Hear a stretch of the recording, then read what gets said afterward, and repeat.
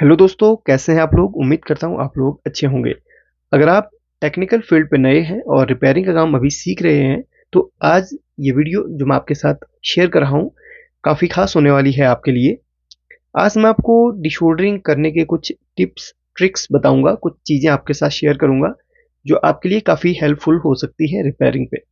क्योंकि डिशोल्डरिंग और शोल्डरिंग ये जो दो काम होते हैं, ये अगर अच्छे तरीके से हों तो काम और भी ज़्यादा खास होता है।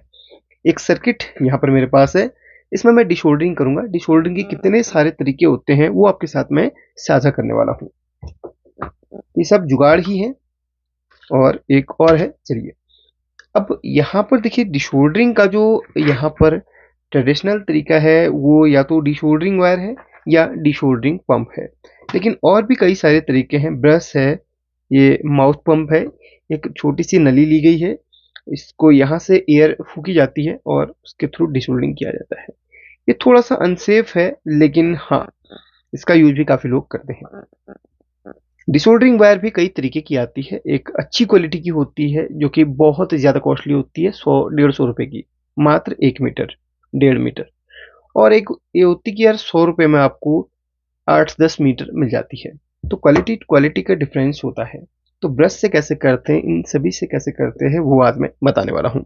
अब एक चीज़ और मैं आपको बताऊँ, डिसोल्डरिंग पंप भी दो तरीके के आते हैं। एक आपका मैनुअल जो आप हाथ से काम करते हैं, इसमें भी कई सारे हैं जो हल्की क्वालिटी की भी होते हैं और जो अच्छे क्वालिटी के भी होते हैं, और एक सुपर क्वालिटी का होता है, वो भी बताऊंगा।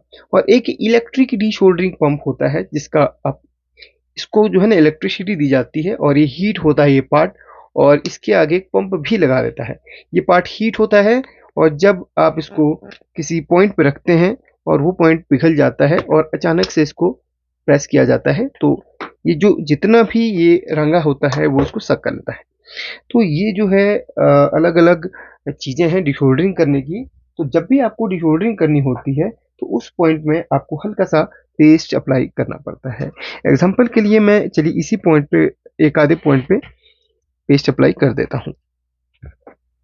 अब यहाँ पर सोल्डरिंग आयरन का भी एक बहुत बड़ा रोल रहता है डिशोल्डरिंग करने में। जब आप सोल्डरिंग आयरन अच्छी क्वालिटी का और अच्छी वोट का, सर्किट के हिसाब से वोल्टेज डिसाइड होता है। अगर आप बहुत बड़े सर्किट पे काम करें, कोई टीवी का सर्किट है जहाँ पर बड़े बड़े सोल्डरिंग वहाँ पर पॉइंट्स लगे हुए हैं, तो उनको डिशोल्डरिंग करने के लिए या उनको सोल्डरिंग करने के लिए जो आपका सोल्डरिंग आयरन है वो आपका 60 वोट्स के आसपास का होना चाहिए।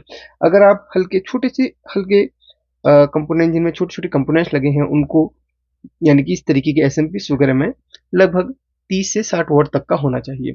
इसमें एडजस्टेबल भी आते हैं जो इस तरीके के होते हैं। इनमें बिट भी चेंज हो जाती है और टेम्परेचर भी एडजस्ट हो जाता है। और जो बहुत ही छोटे एसएमडी सर्किट्स होते हैं उनके लिए 25 से 35 वॉट का होना चाहिए।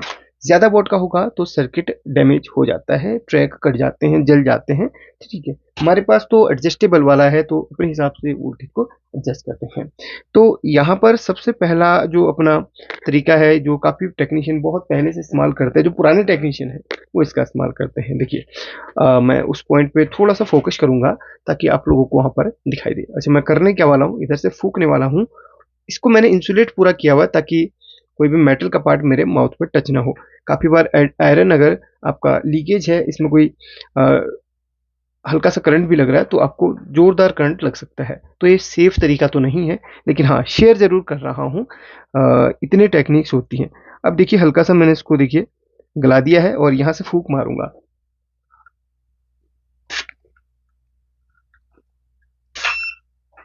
तो इस तरीके से यहाँ पर, एक मिनट, मैं पहले टेम्परेचर बढ़ा देता हूँ आयरन का। और काफ़ी बार कोई पॉइंट अगर डिशोल्डरिंग नहीं हो पा रहा हो किसी भी ट्रिक से, भले वायर हो कुछ भी हो, हल्का सा उसमें, काफ़ी कंपनी क्या करती हैं, जो वायर इस्तेमाल करती है वो इंडस्ट्रियल वायर होता है, तो उसके ऊपर आप अलग से हल्का सा सोल्डरिंग करना अपने वाली वायर से। जो जिसको 60-40 का जो ग्रेड हो वो सबसे बेस्ट अपने काम के लिए होता है। इससे ऊपर के भी ग्रेड आते हैं जो कि थोड़ा सा हार्ड होते हैं, उनके लिए आयरन भी हार्ड वाला ही चाहिए होता है। तो देखिए, इस ट्रिक को थोड़ा सा मैं आपको जूम करके दिखाना चाहूंगा। तो ये तरीका होता है, ये तरीका काफी लोग इस्तेमाल करते हैं। तो इससे जो लोग भाई प्रोफेशनल होते हैं इस काम में, इससे थोड़ा सा अच्छे तरीके से कर लेते हैं। हमसे तो उतनी खास होता नहीं क्योंकि हमारे पास और ट्रिक है, लेकिन हाँ साझा जरूर करूंगा सारी चीज़ें। दूसरा तरीका है ब्रश वाला। ब्रश वाला जो तरीका है इसका भी दिखा देता हूँ आपको। देखिए ये हो गया, और झट से ब्रश से इस तरीके से खींच लिया। मैं उस पॉइंट को थोड़ा सा मैं आपको दिखाना चाहूँगा। चलिए इसी को मैं कर ले, एक सेकेंड, इसी को कर लेता हूँ। ये देखिए, ये देखिए झट से हमने ब्रश से इसको रगड़ दिया। बिल्कुल फास्ट करना है वरना ब्रश पिघल जाएगा या फिर ये सूख जाएगा। तो ये दो तरीके हो गए। तीसरा तरीका है डिशोल्डरिंग वायर का, जो कि अपना ट्रेडिशनल तरीका कहूँगा, और लगभग ज़्यादातर टेक्नीशियंस वायर और पंप का ही इस्तेमाल करते हैं।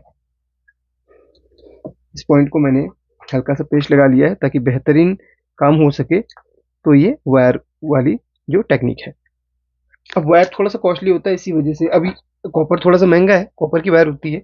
तो आप क्या कर सकते हैं, जो पुरानी लीड वगैरह है, पुराने जो वायर्स वगैरह हैं, उनको निकाल के उनकी वायर को निकाल सकते हैं। जैसे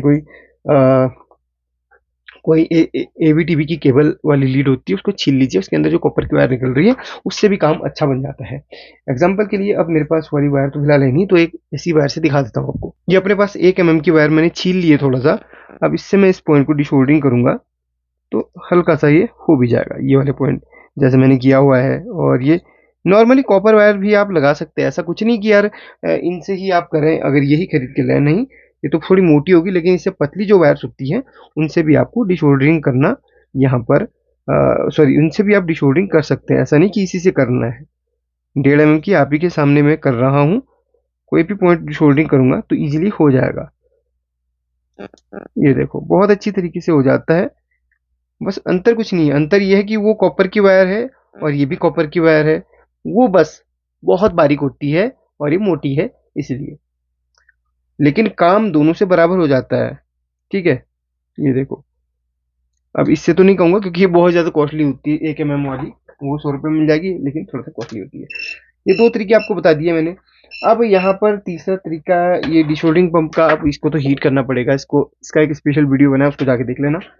अब एक और ये देखिए, ये तो थोड़ा सा कॉस्टली होता है, इसको मैं तो सजेस्ट करूंगा नहीं कि ये लेना। ये मोबाइल रिपेयरिंग वालों के लिए होता है स्पेशली, वो इलेक्ट्रॉनिक्स वाले ले सकते हैं। अब अगला जो तरीका है वो डिशोल्डरिंग पंप से। तो सभी टेक्नीशियन मेरे ख्याल से तो डिशोल्डरिंग पंप का ही ज़्यादा इस्तेमाल करते हैं। और ये पंप, एक ये वाला है पंप और एक ये वाला है। ये हल्की क्वालिटी का होता है, 50-100 रुपये में ये आ जाता है। और ये थोड़ी अच्छी क्वालिटी का है, 200, 250, 300 की रेंज में ये आ जाता है। इससे ऊपर भी अच्छे एल्यूमिनियम के होते हैं, मेटल बॉडी वाले होते हैं, वो और भी ज़्यादा बेस्ट होते हैं मैं कहूँगा। और वो और अच्छा वो और भी अच्छा वर्क करते हैं। इसमें क्या खास फीचर है, देखिए इसको मैं इस तरीके से खींचता हूँ, जो भी कचरा वगैरह इसमें आ जाएगा, जो भी रंगा वगैरह होगा, इसको आप इस तरीके से साफ करके निकाल सकते हैं। और ज़्यादा डिटेल से सफाई करनी हो तो स्क्रू को खोलें, इस पंप को बाहर निकालें और अंदर से साफ कर लें। हल्का सा इसमें लुब्रिकेंट लगा लेना, अंदर से ग्रीस वगैरह हो तो वो लगा लेना, ताकि ये पंप चलता रहे। रबर कभी खराब हो जाए, रबर मिल जाती है, नोजल मिल जाती है ऑनलाइन वगैरह में। और इस पंप का लिंक मैं आपको दे दूंगा। ये सुपरवे कंपनी की तरफ से ये आया हुआ है, सुपरवे कंपनी का ये पंप है। ठीक है, काफ़ी अच्छा ये पंप परफॉर्म करता है। इसकी अगर आप ऑनलाइन लेना चाहते हैं तो उससे लिंक वगैरह मैं आपको प्रोवाइड कर दूंगा। तो चलिए इसका भी एक थोड़ा सा हम प्रैक्टिकल कर ही लेंगे। इस पॉइंट में ही कर लेते चलिए। बहुत अच्छा ये वर्क करता है। चलिए मैं कुछ कंपोनेंट निकाल के ही दिखा देता हूँ आपको। चलिए इस कैपेसिटर को ही निकाल के दिखा देता हूँ। मैं ज़्यादा वायर का इस्तेमाल करता हूँ, पंप का इस्तेमाल थोड़ा सा कम करता हूँ, इसलिए हमेशा क्या ना पंप मेरे हाथ में सेट नहीं होता। हाँ, बड़े बड़े कामों के लिए पंप तो इस्तेमाल करना ही पड़ता है, जैसे वेल्डिंग मशीन में आईजीबीटी को निकालना हो तो वो वायर से पॉसिबल नहीं होता, और उसमें वायर थोड़ा सा ज़्यादा इस्तेमाल करनी पड़ती है, उसमें खर्चा ज़्यादा पड़ जाता है। इसीलिए मैं पंप यहाँ पर हैवी जो सोल्डरिंग पॉइंट्स होते हैं उनके लिए मैं पंप प्रेफर करता हूँ। कभी कभार इसका इस्तेमाल हो जाता है, ज़्यादा तो होता नहीं है। जैसे ट्रांसफार्मर को मैं डिशोल्डरिंग कर रहा हूँ, ये देखो बहुत ही प्यार से ये डिशोल्डरिंग हो भी जा रहा है।